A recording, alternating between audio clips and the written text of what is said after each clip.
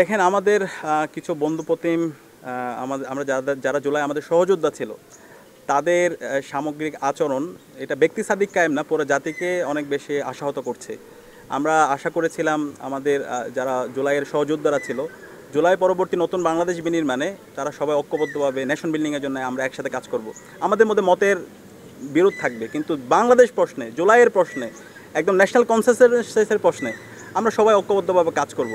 কিন্তু আমরা সেখানে দেখতে পেয়েছি আমাদের যারা সহযোদ্ধারা তারা ক্রমাগত বিভিন্নভাবে বিষোদ্গার করছে।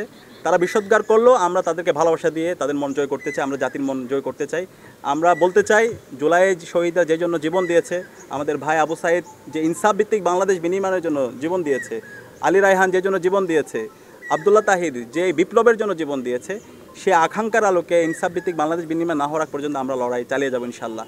এক্ষেত্রে যদি কেউ জুলাইয়ের সাথে গাদ্দারি করে, জুলাইয়ের যে আবেগ আছে, শহীদদের যে আকাঙ্ক্ষা আছে, সেখান থেকে যদি দূরে সরে যায়, আমরা তাদের বিরুদ্ধে আমাদের প্রতিবাদ প্রতিরোধ সবসময় জারি থাকবে। আমরা আশা করব তারা তাদের জায়গা থেকে দায়িত্বশীল আচরণ করবে। তারা যাই বলুক, আমরা সবাইকে ভালোবাসা দিয়ে মন জয় করে নিতে চাই। দেখেন, জুলাই বিপ্লবে আমরা যখন একত্রিত হয়েছি, আমরা কেউ আমাদের রাজনৈতিক পরিচয় নিয়ে যাইনি। আমরা সবাই মজলুম ছিলাম। আমরা জালেম হাসিনার বিরুদ্ধে ঐক্যবদ্ধভাবে আমরা লড়াই করেছি। তখন আমি দেখি না যে আমার পাশে সে কি বামপন্থী নাকি সে ডানপন্থী নাকি সে ইসলামপন্থী, সে কোনপন্থী দেখি নাই।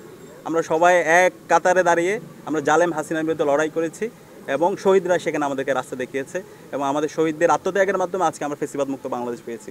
সে কারণে জুলাই বিপ্লবের পর থেকে আমরা বারবার বলছি এই শহীদরা সবার। আমরা যদি এদেরকে শুধুমাত্র দলীয় একটা আইডেন্টি দিয়ে তাদেরকে যদি আমরা আইডেন্টিফাই করি, তখন শহীদদের এটা সম্মানহানি করা হয়। শহীদরা এই দলের ঊর্ধ্বে, তারা জাতির সম্পদ, পুরো দেশের সম্পদ।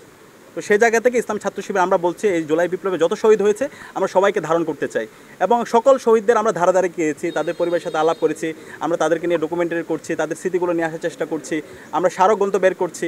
তো আমরা মনে করি এরা জাতির সম্পদ, আমরা সবাইকে ধারণ করব। সবাই যে আকাঙ্ক্ষার জন্য জীবন দিয়েছে সেই আকাঙ্ক্ষাকে ধারণ করে আমরা আগামীর বাংলাদেশ বিনির্মাণ করার জন্য আমরা ঐক্যবদ্ধভাবে কাজ করে যাব।